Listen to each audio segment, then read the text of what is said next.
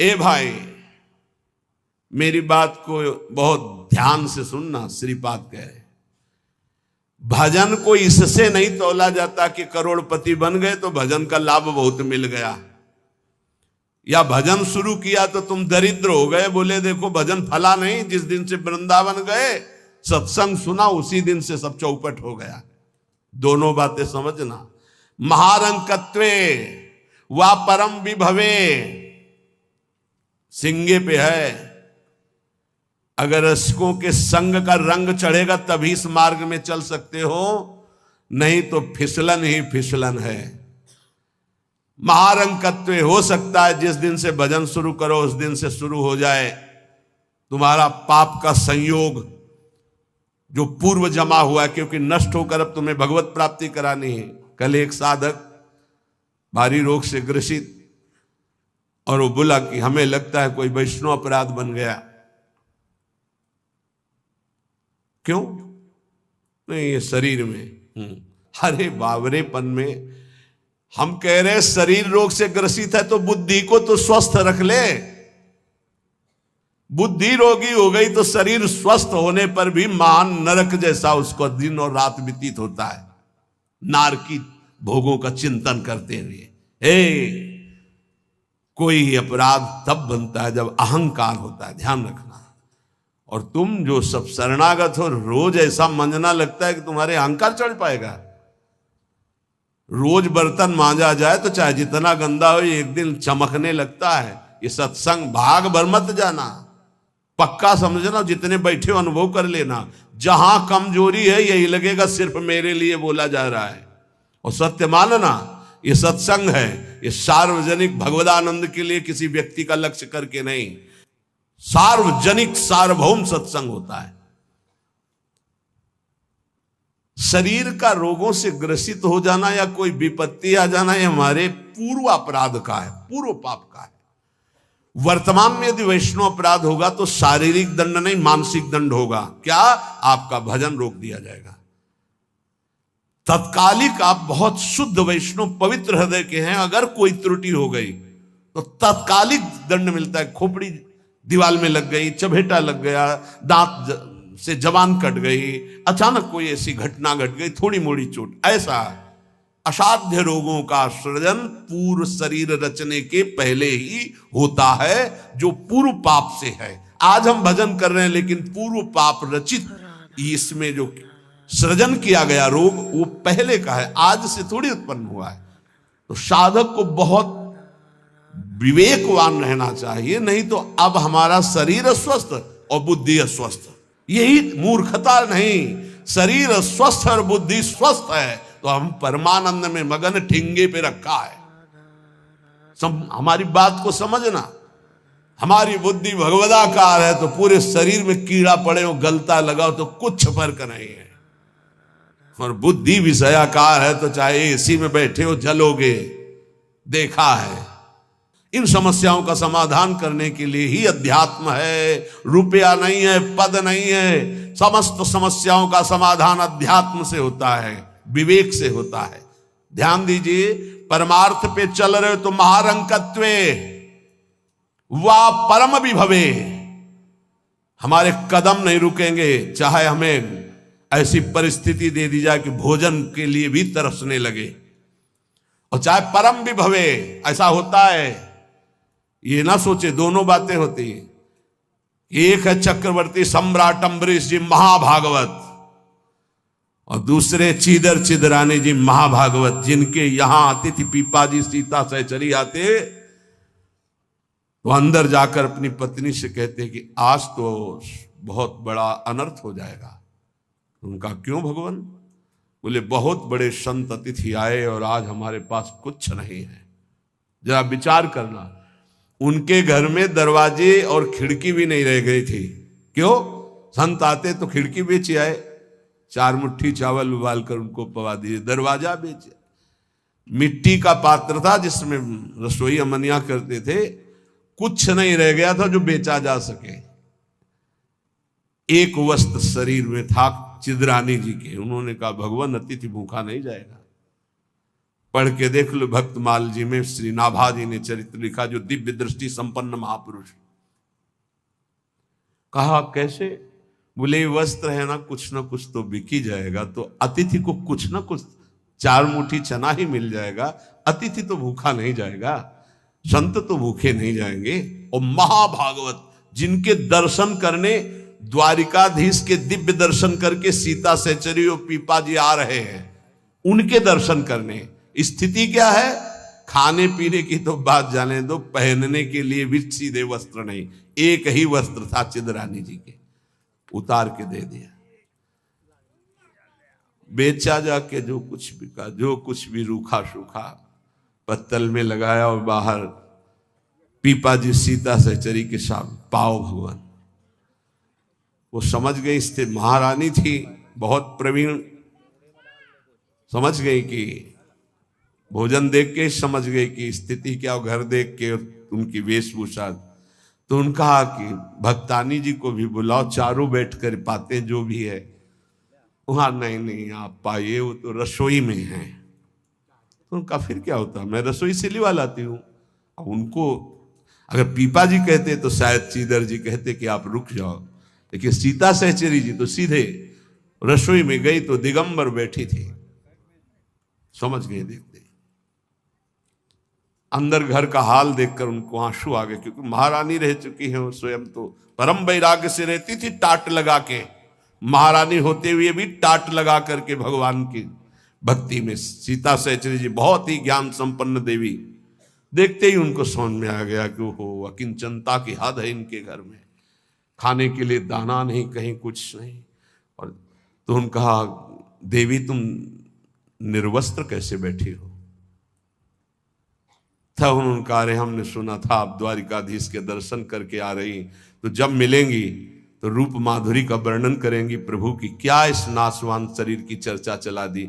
जब पैदा हुआ था तो आभूषण और वस्त्र पहन के थोड़ी हुआ था, दिगंबरे हुआ था, और जब जाएगा तो जला दिया जाएगा। बीच में अगर दिगंबर है तो क्या फर्क पड़ता है?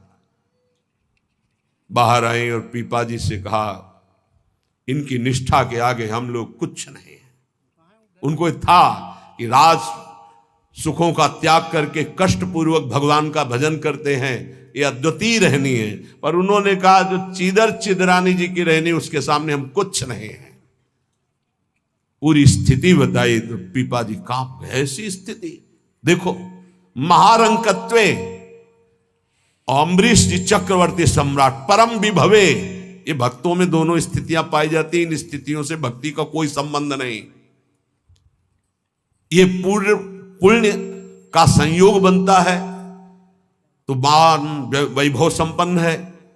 एक अकिंचन भाव से रह रहा है, नहीं है उसके पास, तो ये भक्ति से तुलना नहीं की जा सकती। इसकी भक्ति कमजोर है, इसके पास वैभव नहीं, उसकी भक्ति बहुत जोर है क्योंकि उसके पास वैभव नहीं।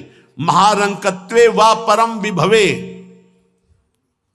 भक्ति से इसकी तुलना ना की जाए कि उनकी भक्ति जोर की है, खूब सुख संपन्न है, और उनकी भक्ति रंग नहीं ला रहे। देखो खाने पीने की भी व्यवस्था नहीं, भक्ति का रंग अलग होता है। देखो चीदर चिदरानी जी और देखो अम्बरीश जी, दोनों महाभागवत, एक चक्रवर्ती सम्राट और एक खाने को भी नहीं, दोनों महाभागवत। ऐसे ही आप जब भक्ति के मार्ग में उतरे तो महारंकत्वे हो सकता है, ऐसी परिस्थिति आ सकती है, हिम्मत मत हारिए। ये जरूर ध्यान रखिए कि अखिल विश्व ब्रह्मांड की रचना एक पलक झपकते जिस मालिक ने की उसका मैं दास हूं। इसी ठसक में नरसिंह मेहता जी का भात द्वारिकाधीश ने स्वयं भरा, और सब जानते हैं सोने चांदी की वर्षा करवा दी। उनके लिए कोई दुर्लभ बात है क्या? वाह बहुतरे सुखे वा दुखे, भक्ति मार्ग में चल रहे तो हो सकता है सुख विधान चालू हो जाए, हो सकता है दुख विधान चालू हो जाए। ये बीमारी, ये परेशानी, बहुत इसमें हिम्मती चाहिए और सत्संगी चाहिए, तभी आप निकल पाओगे, नहीं तो फिसल जाओगे पक्का। ये मार्ग परम पद का है, 84 लाख योनियों से मुक्त होना खिलवाड़ नहीं है। इस जेल से भागने के लिए कोई भी दरवाजा नहीं, एकमात्र मनुष्य दे, और मनुष्य दे सत्संग के द्वारा इससे निकल सकते हो, अन्यथा कोई उपाय नहीं। साधन को हरि भजन है, कै सत्संग सहाय। सुखे वा दुखे वा, बहुत हिम्मत। भारी से भारी सुख का विधान मिल सकता है, नाम मत छोड़ना, भजन मत छोड़ना कि हमारी पूर्ति हो गई, जो चाह मिल गया, फिर भी फंस जाओगे। और दुखे वा, अरे जब से भजन शुरू किया बड़ा दुख आना शुरू हो गया। नहीं, ये मार्ग की सुख दुख वृत्तियां, इनमें अपने परमार्थ को मत रोक देना, आगे बढ़ो। एक आगे ऐसा स्थान है जो सुख दुख दोनों से परे महान परमानंद स्वरूप है। ये छोटी छोटी वाटिकाएं हैं, कहीं सुख की कहीं दुख की, भ्रमित मत होना। यशस्वी बहुले था अपयशस्वी, हो सकता है तुम्हारा भजन ठीक चल रहा है, यश शुरू हो गया, और या हो सकता है अपयश शुरू हो गया, दोनों बातें, निंदा होने लगी। तो यश होने लगे तो उसमें खुशी नहीं मनानी, और अपयश होने लगे तो दुखी नहीं होना। वैसे अच्छी बात यह है कि अपयश होने लगे तब खुशी होना चाहिए। बड़ी कृपा हरि की, अब कोई प्रणाम करने नहीं आएगा। राधे श्याम जी धर्म मनावे चले जाओ, कोई नहीं देखेगा। जब कबीरदास जी ने देखा कि बहुत यश हो रहा है, तो संतों की युक्तियां होती हैं। काशी की एक वैश्या के पास गए, वैश्या ने देखा कबीरदास जी आए, खड़े हो गए, प्रणाम किया। महाराज पहली प्रार्थना कि आप जल्दी यहां से निकल जाओ। उनका क्यों? अरे बोले, इस गली में खड़े होने का मतलब है कि निंदा होना। आप महान संत हैं, आप यहाँ खड़े भी होंगे तो आपकी निंदा। हम बोले वही करवाने के लिए आए, हम निंदा करवाने के लिए आए, आप हमारा साथ देंगे? उनका भगवान आप आज्ञा करें, भला मैं नीच आपकी क्या सेवा कर सकती हूँ? बोले गले में हाथ डाल के पूरी काशी में घूमना है। बोले महाराज कोई पानी नहीं पूछेगा आपको। बोले यही चाहते हैं। बोले भी जैसी आपकी इच्छा। गंगा जल भरा, थोड़ा रंग वंग डाल के, एक हाथ में गंगा जल की बोतल, दूसरे हाथ में वैश्या। अरे बोले देखो देखो, दूसरे दिन से कबीरदास जी की कुटिया शांत, कोई प्रणाम नमस्कार नहीं। अरे हम जानते थे, कुछ तो कहते हम जानते थे पहले से, असलियत तो यही है। और कुछ कहते यार कुछ तो गड़बड़ है, ऐसे महात्मा तो नहीं है। फिर भी जो कुछ श्रद्धा रखते थे वो इस बात से नहीं गए कि ठीक है अच्छे हैं पर ऐसा कैसे कर सकते हैं, छोड़ो यार। वहां कोई प्रणाम नहीं, बड़े चैन से भजन करने लगे। युक्तियां संतों की होती, पर वो युक्ति सिद्ध ही करे, जीना मुश्किल हो जाएगा अगर हिम्मत नहीं है, भगवत प्राप्त नहीं है। सिद्धों की बात है, उपद्रव न करे कि अब हम भी कुछ थोड़ा ऐसा कर पिट जाओगे। हाँ हाँ, सिद्धों की बात अलग है। फिर राजा को अश्रद्धा हुई, तो चमत्कार भी उनके जीवन में था ऐसा कि दिखाया, होश उड़ गए। तो कहा भगवान वो, बोले वो जन साधारण की आंखों में धूल डालने के लिए बहुत एकत्रित हो गए, भजन में बड़ा विघ्न पड़ने लगा। यशस्वी बहुले था अपयशस्वी।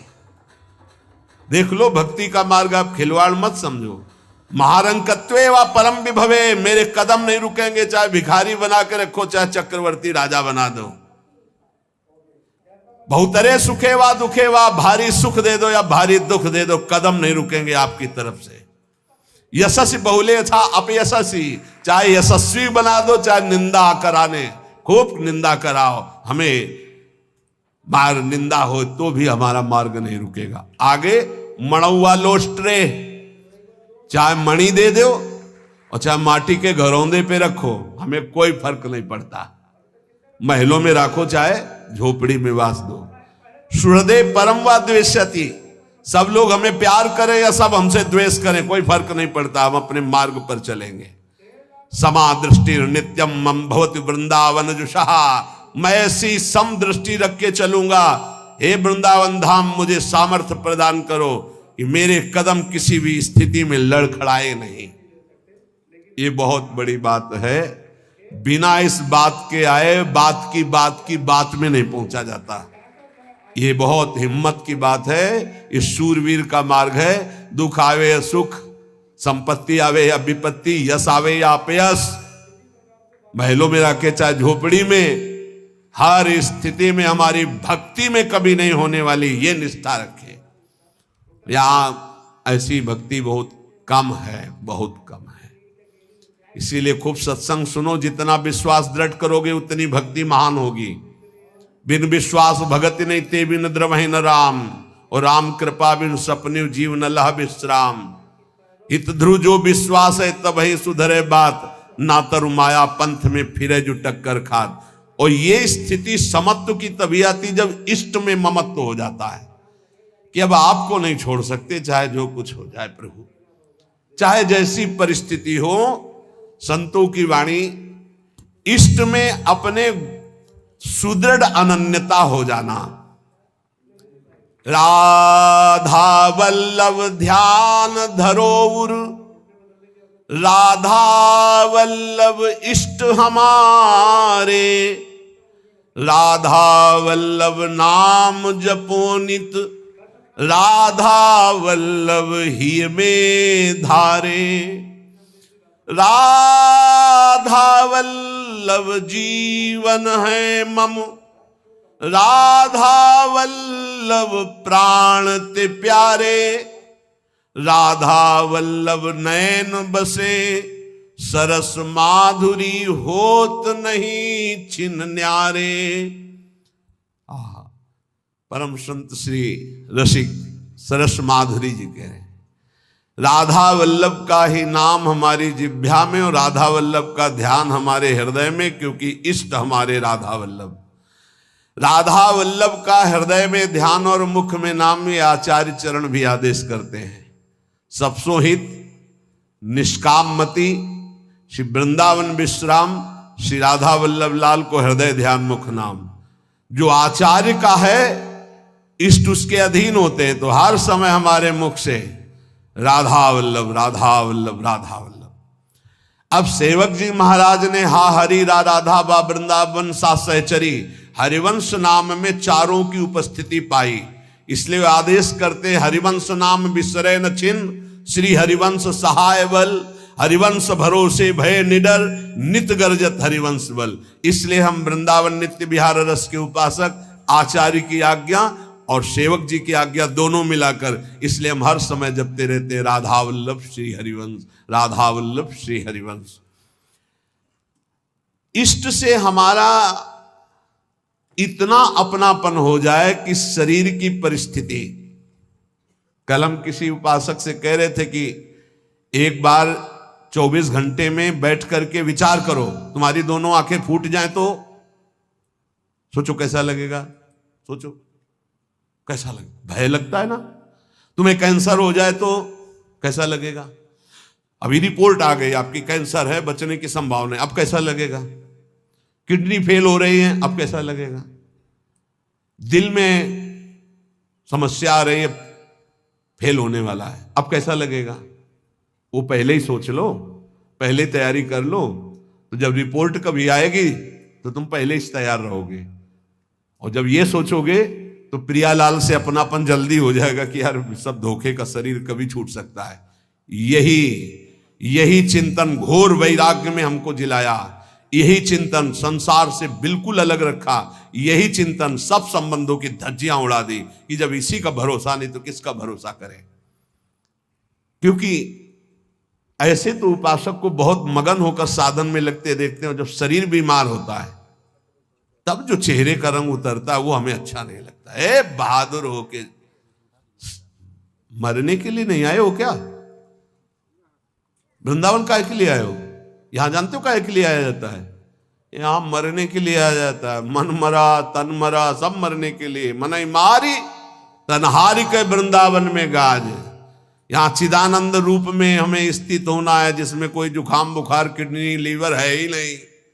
ये सब नहीं है। खूब मीठा खाओ शुगर नहीं होगा, खूब पकवान खाओ लीवर नहीं खराब हुआ ही नहीं लीवर है। और खूब मिलता है 56 प्रकार के भोग, कहां श्री जी का उच्छिष्ट, श्री जी के समीप।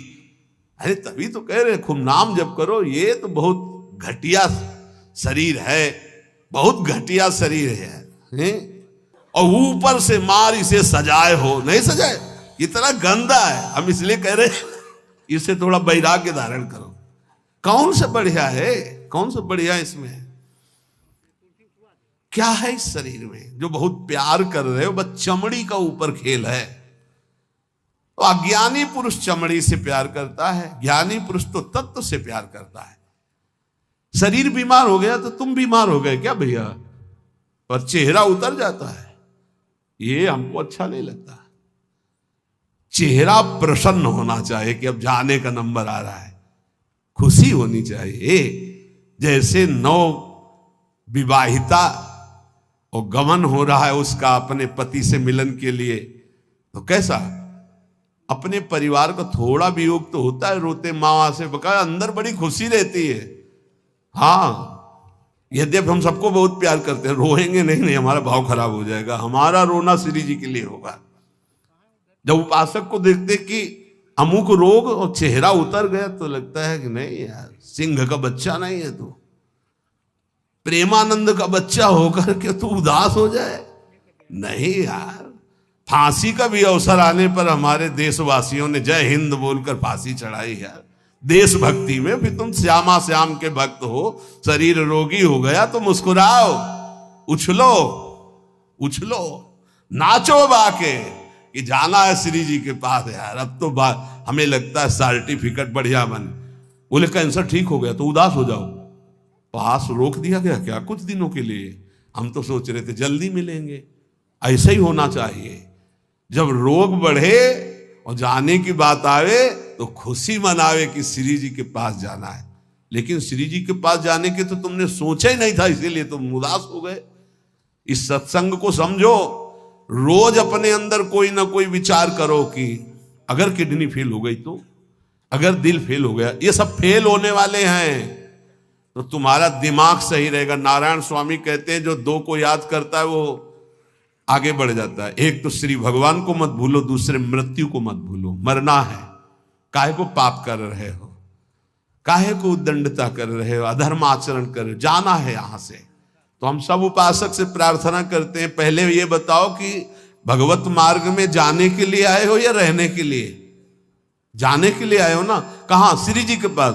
तो अगर बुलावा कैंसर रूप में आए तो उदास क्यों हो रहे हो? कैंसर सर्टिफिकेट है श्री जी से मिलने की, किडनी फेल सर्टिफिकेट है।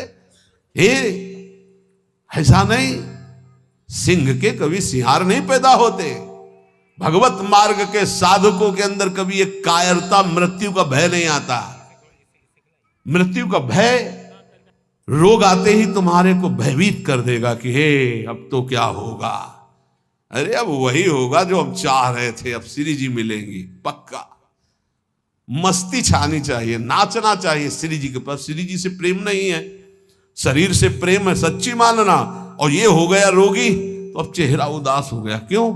क्योंकि गया हमारा सुख, यही सुख था हमारा। इसीलिए रोज सत्संग में कह रहे ये कुछ नहीं है, ये मलमूत्र का भांड है, इसमें कुछ प्यार मत करो, कहीं सुख नहीं है, केवल तुम्हें पागल बना रही माया, पागल समय नष्ट करवाया जा रहा है, तुम्हारा भगवत चिंतन छुड़ाया जा रहा है। तो देख के मुस्कुरा दिया, पूरा चिंतन गया। और हमारी श्री जी मुस्कुरा रही, तुम्हें उधर नहीं दिखाई दे रहा? आवत सी वृषभानु दुलारी, रूप राशि चतुर शिरोमणि, अंग अंग सु बुद्धि मारी गई सारी। हाँ, पांच भौतिक शरीर मुस्कुरा रहे, उनकी मुस्कुराहट में अभी तो अप्सरा ले उतरी।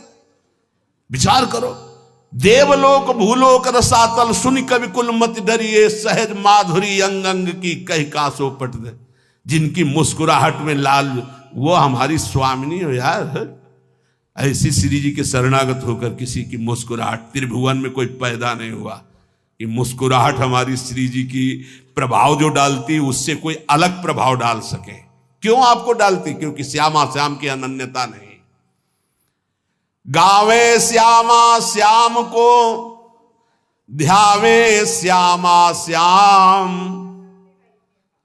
तो निरखे श्यामा श्याम को, बस यही हमारो काम। कुछ कठिन नहीं है श्यामा श्याम से मिलना, सच्ची बात कह रहा हूं, हृदय की बात कह रहा हूं। बस इनके सिवा कोई हमारा ना हो तो जल्दी मिल जाए, पर इनके सिवा और जो कोई है हटा नहीं पा रहे, नहीं हटा पा रहे। लग लो कब तक तुम्हारा संग कौन देता देखते हैं। मात तात सुतदार देह में मति अरुझे मति मंदा, हित किशोर को है चकोर तो लख वृंदावन चंदा। कोई तुम्हारा नहीं प्यारे, जिस दिन हृदय में आ जाएगा श्यामा श्याम के सिवा कोई नहीं है, तो सच्ची मानिए ये गलवैया दिए मुस्कुराते आपको आकाश में देखोगे तो आकाश में, धरती में देखोगे तो धरती में, दसों दिशाओं में जिधर दृष्टि जाएगी यही आएंगे, निहाल हो जाओगे। बहुत रिझवार ठाकुर है जुगल सरकार, बहुत रिझवार। ये जो हम बोल रहे हैं ना, पक्की बात समझ, बहुत रिझवार हैं, पर आपका कोई है इसीलिए वो सामने नहीं आ रहे। जिस दिन आपके हृदय में कोई नहीं होगा उसी दिन, हाँ, यह जोरी अविचल वृंदावन नाही नान सो काज। बोले गावे श्यामा श्याम को ध्यावे श्यामा श्याम। श्यामा श्याम कैसे बसे होते हैं? यही है, बिल्कुल यही है। बस तुम्हें दिखाई इसलिए नहीं दे रहे कि तुम्हारा कोई हृदय में और है। नहीं, जैसे ये कैमरा खड़ा है ना, देखो जुगल कैमरा खड़ा है, ऐसे गलवैया धारे खड़े हैं, तुम्हें कैमरा नजर आएगा और यहीं वो खड़े हैं। बस अपनापन केवल उनसे हो, सच्ची माने, वो देख देख के मुस्कुरा रहे हैं।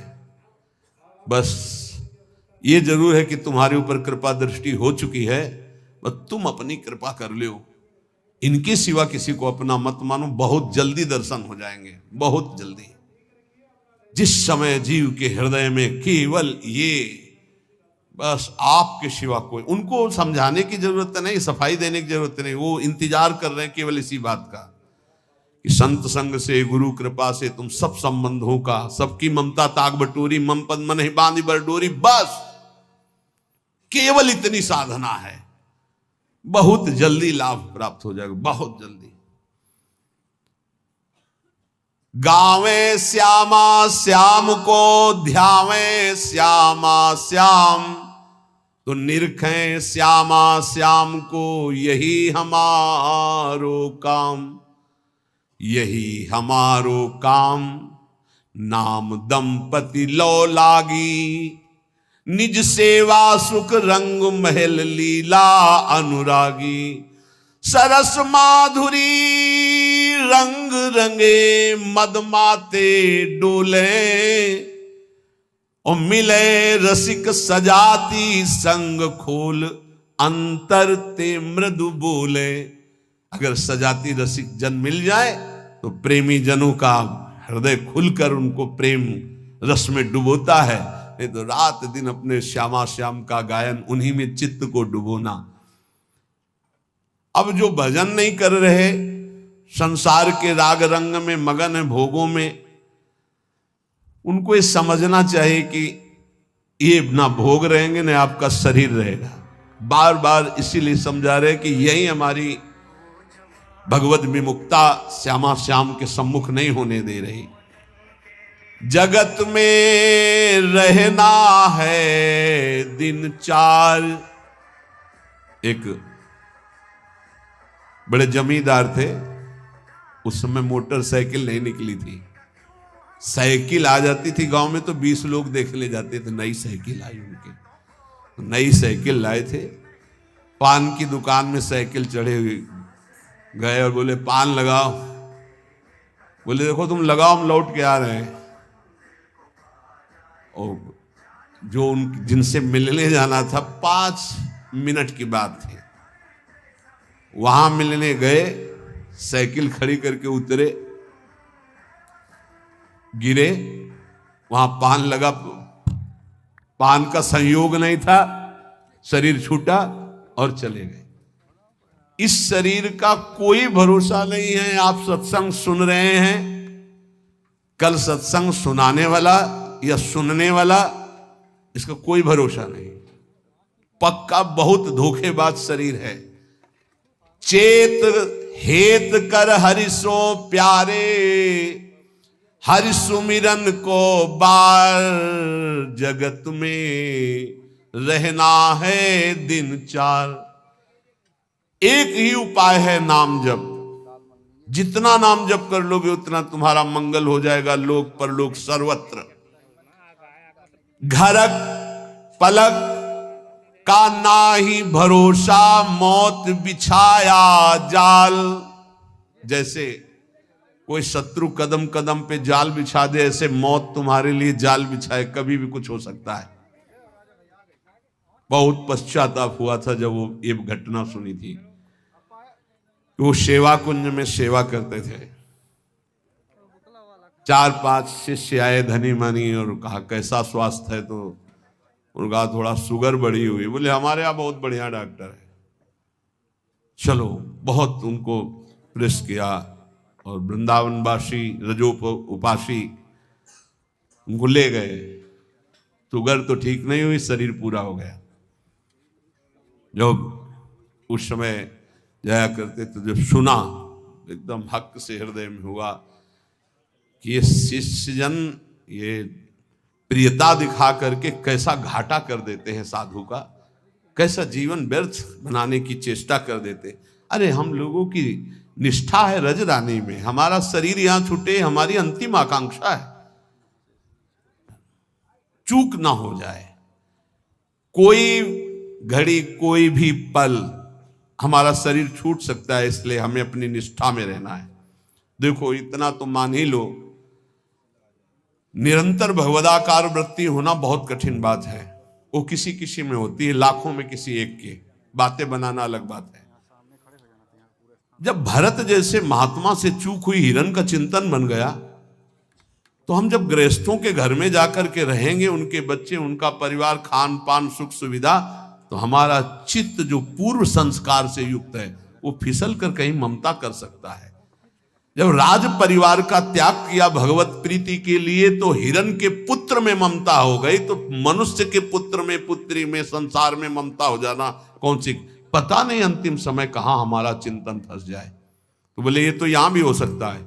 यहां एक सुविधा है, अंतिम समय यहां वृंदा सखी का शासन है पूरे वृंदावन में।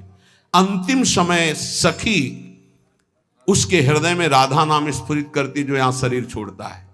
महत अपराधी, घोर वैष्णव अपराधी भी होगा तो उसका एक जन्म और होगा इसी रज में, किसी कीड़ा मकुड़ा जीव जंतुर भूत प्रेत जो भी, अगला जन्म उसे भगवत चरणारविंद में पहुंचा दिया जाएगा, क्योंकि उसे राधा नाम सुनाया जाएगा। यहां की बात, अनुभव छाती की बात कहता हूं। जिस समय यहां कोई शरीर छोड़ता है तो परम कृपालु प्रिया जी की सहचरियां राधा नाम सुनाती हैं। तो हमें इस बात पर विश्वास है कि अगर हमारा चिंतन भी बिगड़ रहा होगा और हम इस रज में शरीर छोड़ेंगे, तो श्री जी की सखियां हमारा चिंतन बना देंगी राधा नाम का।